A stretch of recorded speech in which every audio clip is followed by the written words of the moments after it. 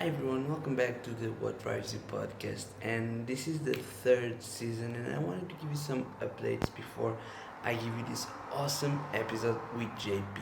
So basically, I'm going to start to have a lot more of international guests. So part of the podcast will be in English, but don't worry, for you Portuguese listeners, I also have a couple of episodes with a lot of interesting and passionate people in Portugal. Um, the episode, because I'm actually having a couple of work to do, the episodes, instead of being weekly, will start to be from 15 to 15 days, so from 2 weeks. And the guests will remain people that are really, really passionate about what they do and are building extremely interesting projects. And there's no better way to start this third season than with this conversation with JP Mitchell. So JP is the founder of Sparkpath, a company that works with young students in order to help them realize what challenges do they need to solve. And he also worked as a organizational psychologist, and I really, really enjoyed having this conversation with him. He's an amazing guy, and you definitely need to check out the Sparkpath social media. We'll have all the links in the description. And without further ado, here's my conversation with the one and only JP Mitchell by Sparkpath. Hi everyone, welcome to another episode of the What Drives You podcast. And today I'm really excited about this episode because today I have JP Mitchell with me. JP, thank you so much for doing this. It's really a pleasure to get to talk with you. And so you don't need to worry because I've in the edit, I've already did a small bio on you, so we can jump right into the conversation. And so my first question to you is, when you started working at 15 in a summer camp, you actually realized that people couldn't pronounce your name right. And I will let you say what is your name, what GP stands for, and you changed it to GP. So why did you do that? Thank you, Joao, first of all, for having me on the podcast. And that's a good question about name pronunciation. And I'm sure because you speak to so many people internationally that you have a lot of varied pronunciations of your name. So maybe this is one that you can relate to.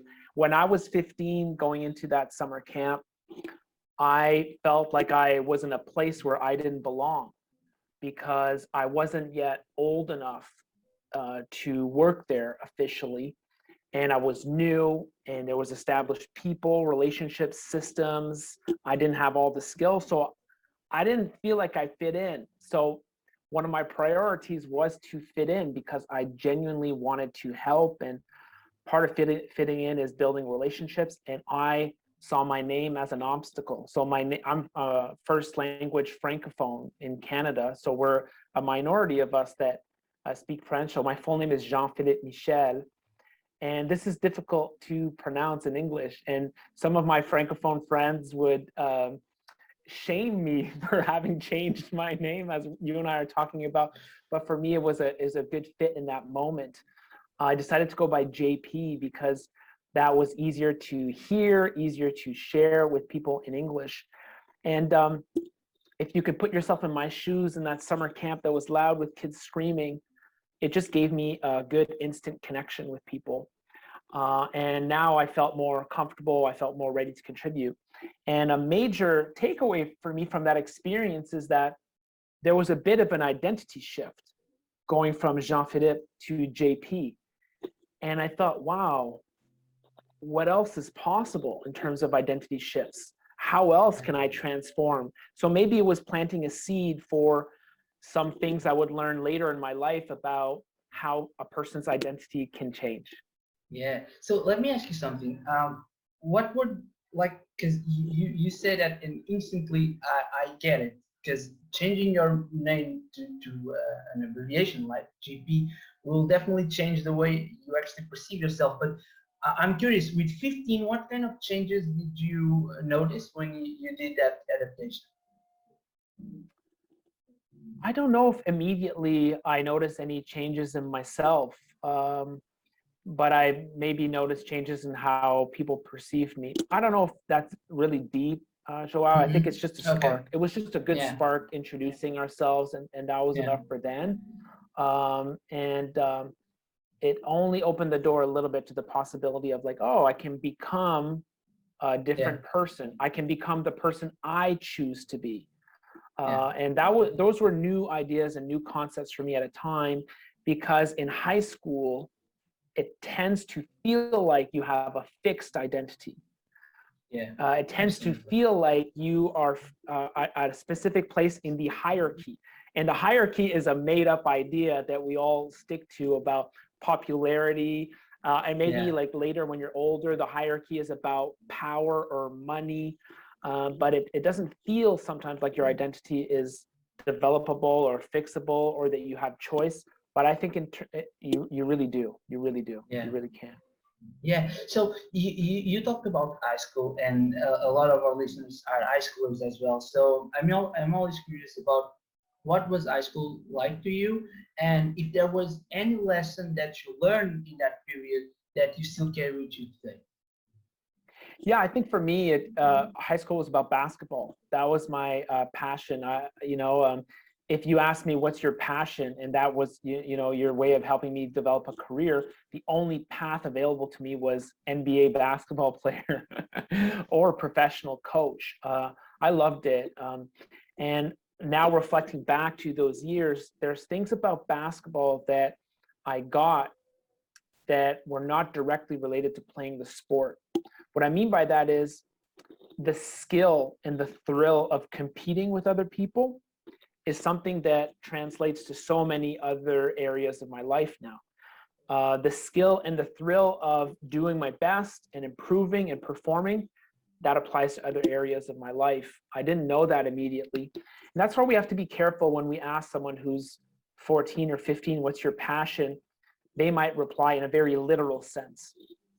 I love painting. I love planting flowers in the garden. Well, the truth is that there are different reasons for loving planting flowers in the garden or for painting. And it's by pulling that out, extrapolating from it, that you can get insights that you can apply to the rest of your life. So, what I'm trying to do now in my work is to move people beyond just that very literal, like, what do I want to do with the rest of my life? Be a painter. I help them see a much bigger picture than that.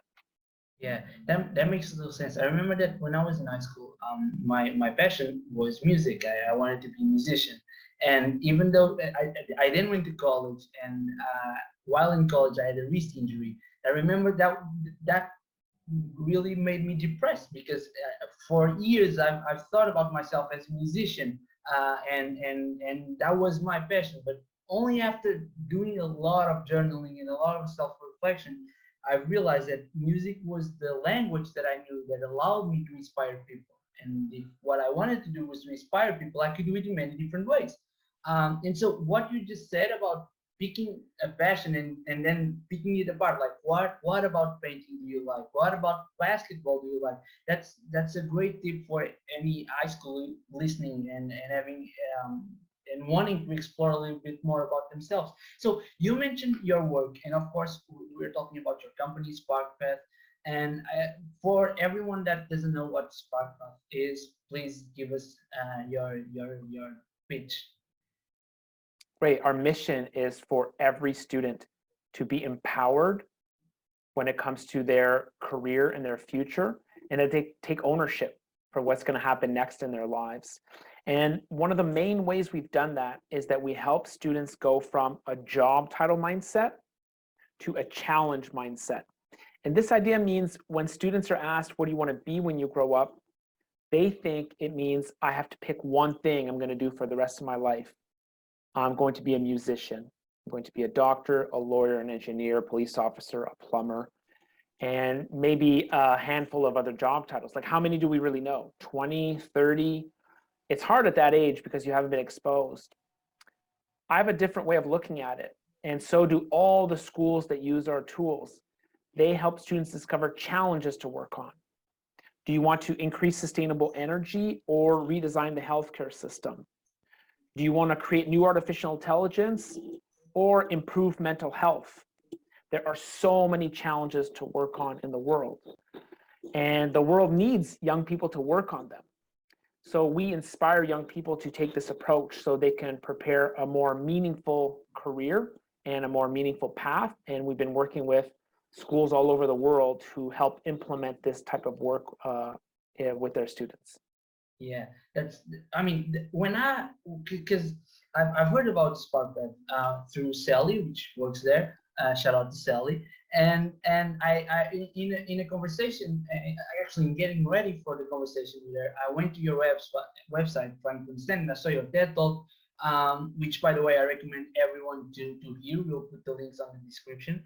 And I my mind got blown by that simple difference between choosing a job and choosing a challenge, because a challenge is such a broad thing that it's actually it's both broad and specific, right? It helps you to understand what's an area where you want to have an impact, but also allows you through a couple of steps that you share on your TED Talk to understand, well, what's the next step in order for me to get to solve that challenge. And so I was actually curious, where did you come up with this idea? So how did that came to life? I have a traditional answer, but I thought, for someone like you who's so prepared and digs so deep, I'm going to dig deeper to give them a better answer. Okay, Awesome. This is where it really happened. I'm not sure if I've shared this story before. I was living in Pittsburgh in the US at the time. I'm based in Ottawa in Canada now. And someone invited me to present to a group of gifted students, really bright students doing extremely well. This was like an enrichment program to help them think about their future. The person before me was a lawyer. He spoke for 45 minutes or an hour. It was the most boring presentation I've ever been to. And these students didn't flinch. They didn't care. They were still focused because these are the type of students that are very attentive in class. They thrive in class. They can do that. But during that time, I said, I couldn't believe I need to make my presentation the most interactive presentation I've ever made. And I jotted down on a piece of paper. And I took inspiration from the March Madness basketball tournament. Maybe it's because I was in the US at the time and it's a very popular thing there, but we can do the same thing with the World Cup, right? You have a tournament, you have brackets. So I decided to explain my life through the lens of a World Cup, okay? Because I said, okay, well, listen, when I started university, I wanted to be a sports psychologist. I wanted to improve athletes' mental skills. That was the first team, okay, in the bracket. And then I learned about industrial organizational psychology. And I wanted to help teams perform at their best. That's the second team, round one. Okay, who won? Well, you know what? Improved teams' performance won. So I kept doing that. And then I explained all of the challenges I had worked on in my young life so far in terms of challenges. And then I asked students, okay, now that you've heard me talk about 5 or 6 problems I wanted to work on, what are some other problems that exist in the world? And then they brought up issues with the environment, maybe cleaning the oceans. So they understood how to play the game. And I didn't have the language at the time, but what they were doing is that they were acquiring the challenge mindset. And they were learning about me through the problems I had worked on. They were learning about themselves in relation to the problems they knew about. And then I explained, this is what you should do in your future. You should look at your career and your life through the lens of solving challenges. And it's going to be a much more rewarding, much more engaging, a much more adaptable way of looking at your future. And that's really where the idea was born. Yeah, that's such a great story. I love the World Cup analogy. So let's say that you guys have actually this product. You have all these challenges in a card box.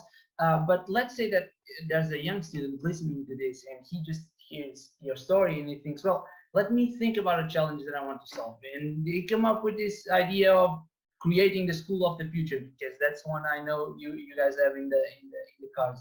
So he has that challenge. So if he's listening, what can he do next in order to get a specific plan to solve that challenge? One of my favorite sources of inspiration is who's already working on that now. And one thing students don't know is that there are brilliant people that you would admire already working on the challenge you care about. That's really hard for people to believe, okay? Listening to me now say that for the first time, it's theoretical. You have to use your imagination, but just trust me. If you Google companies or organizations that are building the school of the future, you'll find some organizations doing fascinating work. You can read their websites. You can look at their YouTube channel. You can follow them on social media. And then you'll get a sense of, oh, that's what that looks like. I had never imagined that. Or I don't like the way this company's doing it. I would rather do it the way this company's doing it. And you start picking your favorites. From there, you can easily find who works there by using online tools like LinkedIn, or even looking on the company websites and looking at people and, wow, what are they doing to contribute? How are they working on that problem? What is their career trajectory? How did they get there? What did they have to learn to be able to do that? Then all of a sudden you can look at your day-to-day and say, wow, in order to work on this challenge in the way I want, I need to become a great communicator. I'm already a good communicator. I need to become great. How can I do that? Also, I need to learn to do this. I need to have this experience. I need to develop this skill. And eventually, it would be great if you talk to people who are actually working on the challenge. So this is my process. I call it flipping the model, because you find a challenge, then you find companies, you find people who work there and what they had to learn to be able to do that. And then all of a sudden, you have some potential paths that you can create for yourself. That's what I'd recommend for the students who are watching this. Yeah, and one of the things that I really enjoyed about, I think you gave this example in a TED talk. I'm not sure, but because you solve a challenge, you find a challenge, and then you find a company, and then you find the people that work there. And what you were saying is that if you're going to the website or to LinkedIn, you realize that there's a lot of different types of jobs in the company that solves your challenge. So I remember you talking about Tesla, and you were saying something that's so obvious. Like in Tesla, there are not only engineers, there's also marketing people and sales people and HR people. And even on myself, I've never thought about it that way. Like, yeah, so Tesla has a lot of different jobs, right? And that opens a realm of possibilities for the students to actually solve. And so one other question, which is, let's say that a student is hearing this and he's loving the flipping the model, and he wants to start it, but he has no idea how to find a challenge that he wants to solve. And so let's say that his or her school hasn't heard about Sparkpath yet, but he wants to try it. So what do you recommend for a student in that position? Well, the way we did that is I did research on what are the biggest challenges available in the world. And I looked at different lists from nonprofits from different countries. I read on different futurists, what they were saying. I researched different companies. I Googled the future of biology and any topic I could think of. And I distilled that into the tool that you referred to, which is called the challenge cards. Our idea was to find a list of challenges that would be representative of what's out there and engage all students. And that's what we came up with our challenge cards, the physical and the digital version. But this idea that I'm sharing with you today, the challenge mindset, that you don't need to buy our deck of cards to do it. Anyone could do it immediately. You could, for example, Google the words, what are the biggest challenges in the world? You could look at the United Nations Sustainable Development Goals and look at, well, what are they saying? What are they working on? You could Google what I just said, the future, what are the opportunities in the future of biology? What are, a lot of students like sustainable energy and harnessing the power of solar energy. You could go find out in a few short minutes, what are the current limits for us being able to extract energy and storing energy? Like there's some problems with that. That would be a great place to start. And in 1 hour, you could be way, way, way more advanced than you or me in a specialized topic and a specialized problem that you care about. So that would be one of the ways I'd recommend to do it. Yeah, there's also another thing that you mentioned that I thought it was such a great idea, and you talk about that in your TED talk with the student, that you basically gave her a magazine, and you asked her, can you please share that story? Yeah, a magazine's a great idea. And I used to use this a lot when I was career coaching, working directly with students. And one of the first students I worked with was Anna. And I said, just pick your favorite magazine. And for students at home, they can just pick their favorite news article.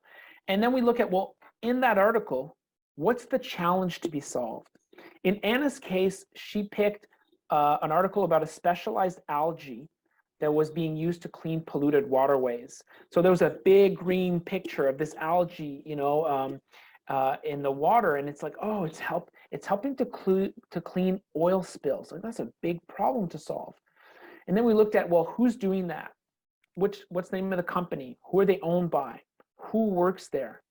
What did they have to learn to be able to do that? And very quickly, we found all these new opportunities we hadn't considered. For Anna, that was materials science and engineering. And her and I had never heard about this before, but we discovered it with the challenge mindset. And she said, okay, well, what is that? What are the opportunities for women that are there? What are the paths for engineers? So for her in the short term, it gave her really great insight into the labor market. Like what's really happening in the labor market? What can I study right now? So short term, Anna's like excited about what she wants to do.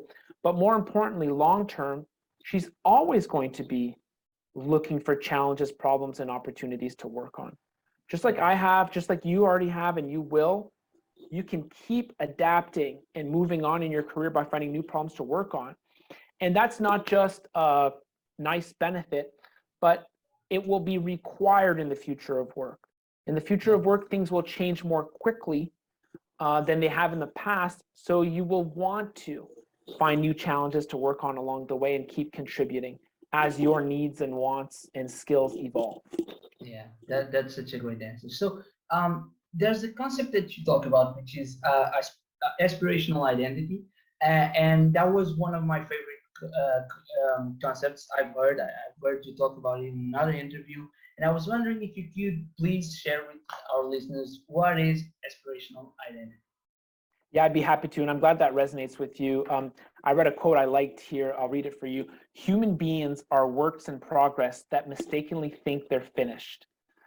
This is from psychologist Daniel Gilbert. He has an excellent TEDx talk, or I think it's a TED talk on this topic. And he talks about the end of history illusion, that at any point along our personal journey, people tend to believe that who we are right now is the final destination of our becoming. We're done. Here I am. I mean, even at 15, it feels like that. So Yeah. when you're doing self-awareness work about who you are, your strengths, your abilities, your interests, it feels like, okay, I found who I am. Here it is. We chronically underestimate how much we're going to change. We overestimate stability. This is because it's easier to remember rather than imagine, right? It's easier to remember. It's more difficult to imagine the future. The truth is that the person you are now is fleeting. It's constantly in change. And if I can add to that, I think in the world in general, there's a shortage of inner world exploration. People don't know themselves enough from a personality, interest, strengths, values, dreams, stories perspective. And this is a shame because that information is essential for you to create an incredible life. As a reaction to that, in my field, career development, we actually over-rely on self-awareness. We over-rely on inner world exploration because we even ask students who have limited exposure to the world of work, look inside you for the answers to your future. The best educators, the dream enablers, they can do both inner world exploration and outer world exploration.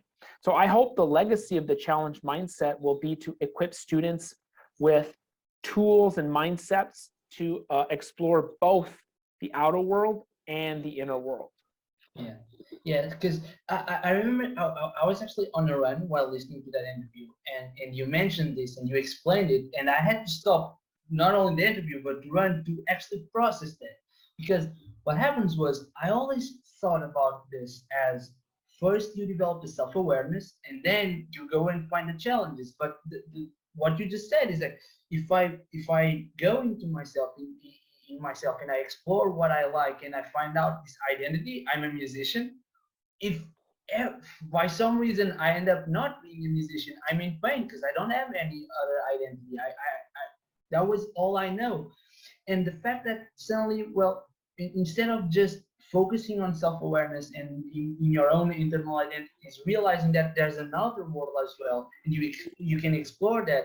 And and this is only my view about it, but I believe that you end up developing this flexibility mindset where you understand that right now I can solve this challenge and that's my identity right now. But if appears another challenge, because as you said, in the future the work will change much quicker. If appears any other challenge that suddenly interests me more, I can just adapt and change, right? And You got it. yeah, and that made me actually rethink what I was doing, because creating our company, what drives is where we focused on giving software matter skills to high schoolers. Because in my mind I always thought about, well, first you give them those tools and then you'll see them finding the challenges. But suddenly, as I was reading, as I was listening to your interview, that made me think, wait, that's probably the step two. Maybe we can start with step one, which is giving them the challenges and then focusing on the self-awareness, on the confidence part, and all that. So that was a major insight that I had thanks to you in the concept of aspirational identity. I do have a question though, which is, what are the main blockers that you believe that students face when they're presented with this new concept, the aspirational identity, or even challenge mindset? Of course, there will be, and of course you know them, people that will think that the job title mindset is the right way to go, blah blah blah blah blah blah. So let's ignore those. But let's say a student that actually understands this and wants to try it out. Do you think that they'll find certain blockers in their way, and what are those and how can they solve them? Yes, I think so. I think there's no magic solution that works right for everyone. You know, the strength of our approach is really in the educators that know how to bring this to life for completely different ages and populations and groups and points in time. I'll share a few anecdotes with you if it's useful. Yeah, of course. Well, the first time I brought my physical deck of cards in a class, um, at the end of the process, first of all, it was a beautiful thing to watch all the students looking at all these great world challenges. They're not on their phones. That was a beautiful thing.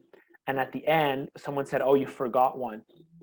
And I was so distraught because I had spent all this time doing research on the future of work, and I don't even remember what she said. That's how distraught I was. But all I remember is that she was right, and I had forgotten one.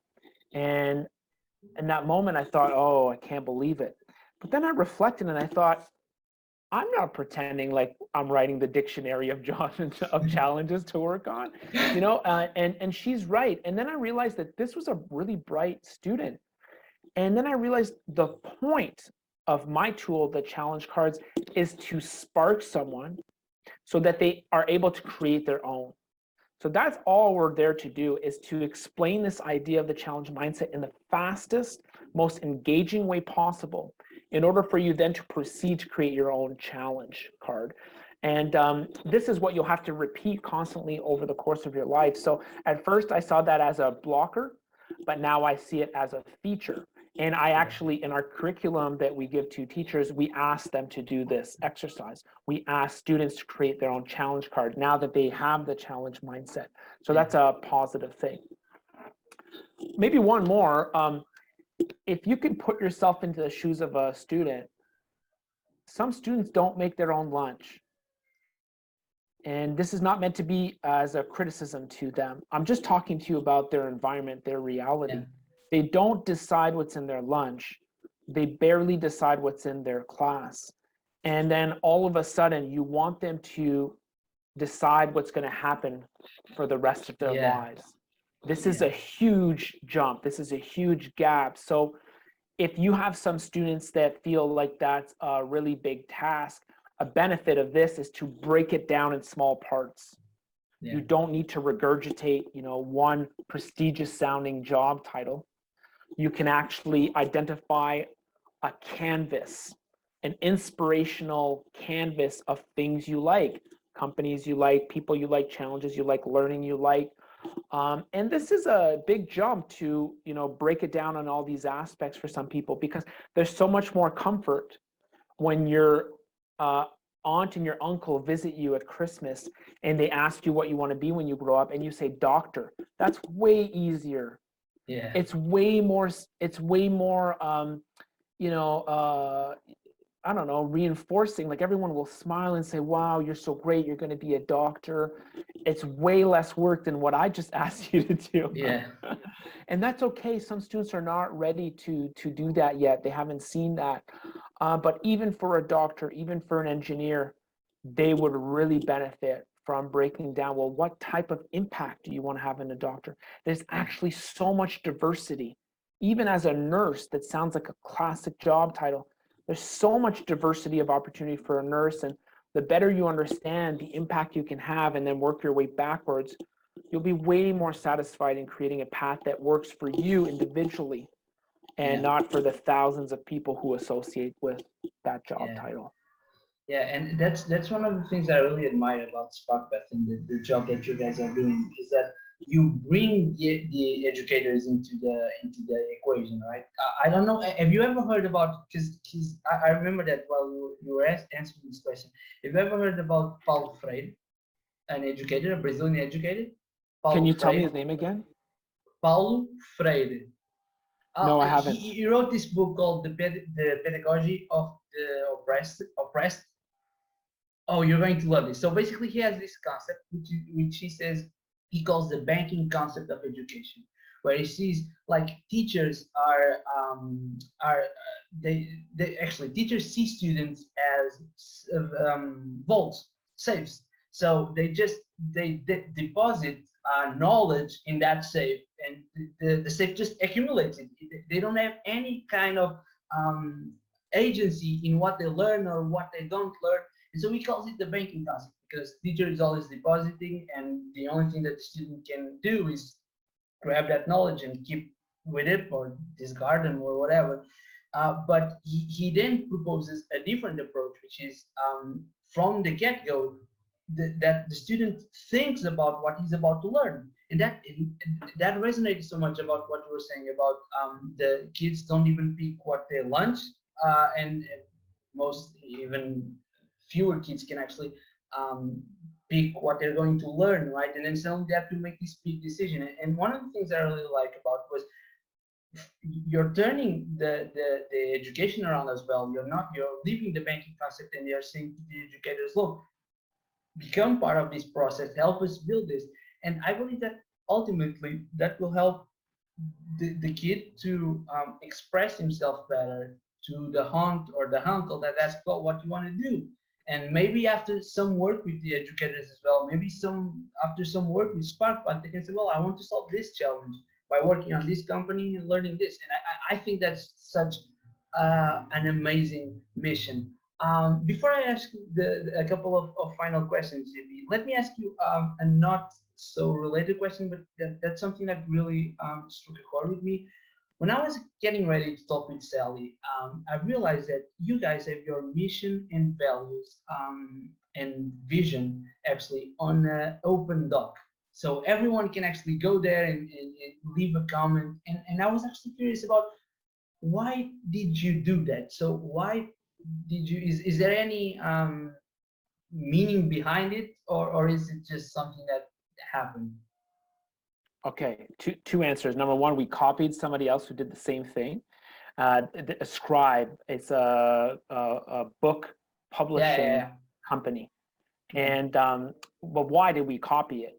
Well, I am writing a book, but I don't want to be just an author who criticizes the education system.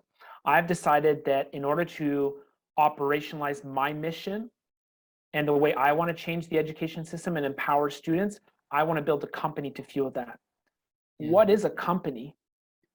It's not a revenue generating machine, it's a learning organism. And I treat my life as learning and growth. So this is why I shared my mission values and vision online, because I want other people to critique it, to improve it, and they can add comments. And that's the way I saw Scribe do it. And as soon as I saw them do it, I said, of course, this is a much stronger approach. And for a company like us, who has really been built by educators, because they bring this thing to life, they improve it, they change it, they criticize it. We need to be that type of living and learning organism that can absorb all this knowledge so we can improve, and that will make us more likely to reach our mission. Yeah, yeah. And one of the things that I really admire, not only about Sparkpath, but specifically about you, is that you have all these videos on your YouTube channel about the challenge mindset, where you're meeting with educators. And one of the things that I saw you doing in a couple of videos is actually when an educator talks about something that you haven't thought about, you actually stop and listen. And in order to try to, well, you're right about that. Let me see what I can do. And that made me, it made me really like the way you are building Sparkpath. I think that's great. So last that's probably something that you and I share. You sound like you're such a learner by the small amounts of interaction that we've had. You've shown me a ton of your approach to learning, and what I saw in you is a humility as a learner, that you want to absorb so much more. And if people get that either literally or by proxy from listening to your podcast, I think your students will get a lot by learning from the way that you do that. Yeah, thank you. I usually I had this expression for a long time. I tried to find an identity that I would be comfortable sharing about that specific type, about the specific area of my life, about learning. And so I realized that I'm a full-time learner. So I love that. So thank you. So I also believe that to help others finding about themselves, is finding the challenges and do the job that you do, you probably had to do that to yourself. So you had to explore yourself, to do some self-awareness exercises. And we talked about aspirational identity and how we should not depend only on self-awareness or in the inner world. But let's say that there's someone listening that actually wants to start exploring a little bit about his or her inner world. What are some practices that you would recommend? And this time you're referring to the self-awareness piece, right? Yeah. Yeah. Well, I like it. To bring it all together for today, what we talked about is the intersection of what you like, your interests, your talents, what you're good at, and what the world needs, which I call challenges to solve. So the intersection of these three things, if your students can find that, that's where they'll be, that's where they'll thrive. And right now you're asking me about a combination of interests and abilities. I really like for abilities the Gallup Strengths Finder. It gives you some beautiful language to explain some strengths areas that you have. You may get the book at the library if you'd rather do that than pay for the assessment, but I think that's a great place to start. Another tool I've used with leaders is to do a stop, start, continue survey. So you ask people that you worked with on a project, hey, for our next project, what should I stop doing? What should I start doing? What should I continue to do? And this tends to reveal really bold information about things you didn't know at all about you, but will help you grow as a person. So those are a couple of my favorite things to do to start building your self-awareness. Another one is choosing your values, finding an online list of values and choosing what are the 3 or 5 most important values to you. And just with those few exercises, I bet someone would get a lot of insights that will help them develop their self-awareness. Yeah, perfect. JP, I'll ask you the last question. But before I do, if anyone wants to reach out to learn more about Sparkpath, learn more about you, what are the best places that online that they can use? For me, the best next step for anyone who's listening is to watch our TEDx talk, the TEDx Challenge Mindset Talks. Very easy to Google, and I know you'll put up a link. If you've got a question or a comment you want to leave on the YouTube page, I try to answer every comment that I get. And if you've got a comment or a question that you want to send directly to me, please email me. And you can share my email address, jp@mysparkpath.com. Yeah. Perfect. So, GP, once again, thank you so much for doing this. And I'm actually going to ask you the last question. And the last question is the question that I ask everyone, and it's the question that gives the name to the podcast, which is, what drives you? For me, it's helping people reach their potential. And I got really lucky because one of my first jobs after university, I worked with career coaches. So they could all help me distill this key phrase for me: help people reach their potential. And one thing that stood out is when you said this earlier in the call, you knew about music for yourself, but you said it's my language to inspire people. You said Yeah. that so fast that I don't know if everyone heard. Coming up with that answer takes creation. Okay. You did not walk on a beach and look underneath 1,000 rocks. What's my passion? What's the right thing for me? Yeah. You made that, you create that. And creating is, you make a mistake, you're not sure, it doesn't work first. So please, I hope people don't look at us as two guys who have figured it out. We have done something though. We've committed to making, creating, trying. I'm on my 67th iteration of helping people reach their potential. And it's the iterating that counts, not the accuracy of it. So even if that drove me initially as a theme, I constantly need different version, different ways of doing that, a little dose in my day, in my week. And driving yourself or noticing how you get driven is a constant thing. And thank God that it is, because if it was the same thing all the time forever, I think that would make for a very dull life. Yeah, absolutely, absolutely. GP, thank you so much for doing this. It was really, really good. It was really, really fun. For everyone listening, please go check Sparkpath and the TED Talk by JP about the challenge mindset. We'll leave that in the links of the description. And also, if you like, please give us a review on your favorite podcast platform, and we'll see you in the next episode. JP, once again, thank you so much. Thank you for the opportunity. I appreciate it. And that was it, guys. I really hope you enjoyed. I'm really looking forward for this third season of the What Drives You podcast. And the next episode will be in 2 weeks with Joana Fontinha, and we'll talk about art, photography, and astrology. So don't lose that episode. Please leave a review on your favorite podcast platform, and I'll see you on the next episode.